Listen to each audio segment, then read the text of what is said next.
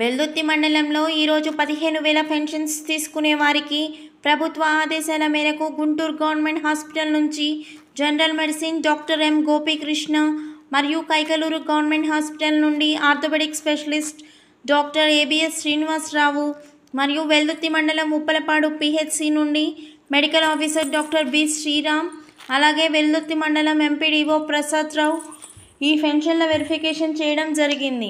వివరాల్లోకి వెళ్తే వెల్దుర్తి మండలంలో ఉన్న 15,000 రూపాయల పెన్షన్ తీసుకునేవారు 24 మంది. వీరిలో ఒకరు సిరిగిరిపాడులో డెత్ కాగా మిగిలిన వారు ఉప్పలపాడులో 1, చిన్నపర్లపాయి తండాలో 1, వెల్దుర్తిలో 2, సిరిగిరిపాడులో 7, మిట్టమీదపల్లెలో 4, గంగలకుంటలో 2, గొట్టెపాలెలో 1, కండ్లకుంటలో 2, గుండ్లపాడులో 2, శ్రీరాంపురం తండాలో 1 ఈ కేసులను మెడికల్ వెరిఫికేషన్ చేయడం జరిగింది. ఈ మేరకు అధికారులు మాట్లాడుతూ దీర్ఘకాలిక వ్యాధులతో మంచాన పడి బాధపడుతున్న వారికి మాత్రమే ఈ పెన్షన్లు వర్తిస్తాయని, మిగతా వారి వ్యాధులకు తగినట్లుగా ఏ విధమైన పెన్షన్లు ఇస్తే సరిపోతుందో ప్రభుత్వమే నిర్ణయం తీసుకుంటుందని అధికారులు వెల్లడించారు.